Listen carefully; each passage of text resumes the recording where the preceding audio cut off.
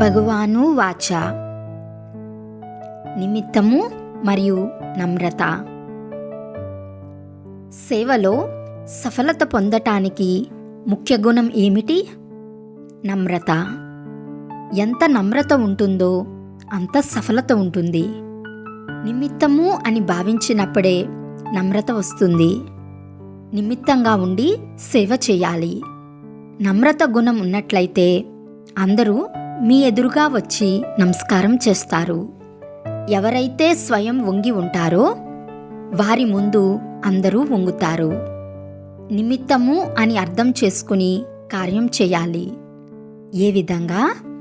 బాబా శరీరాన్ని ఆధారంగా తీసుకుని నిమిత్త మాత్రంగా ఉన్నారో అలాగే మీరు కూడా ఈ శరీరంలో ఉంటూ నిమిత్తం అని అర్థం చేసుకోవాలి. శరీరానికి నిమిత్తుడును మరియు సేవకి కూడా నిమిత్తుడును అని భావించినప్పుడే నమ్రత వస్తుంది.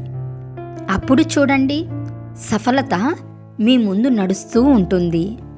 ఏ విధంగా బాబా ఈ శరీరంలోకి కొద్ది రోజుల కొరకే వచ్చారో అలాగే నేను కూడా ఈ శరీరంలో నిమిత్తుడును అని అర్థం చేసుకోవాలి. బాప్దాదాకి ఈ శరీరంతో ఏమైనా ఆకర్షణ ఉంటుందా ఏమిటి? ఆధారం అని అర్థం చేసుకున్నప్పుడు ఆధీనత ఉండదు. ఇప్పుడు దేహానికి ఆధీనం అయినట్లయితే తిరిగి దేహం ఆధీనం చేసుకుంటుంది.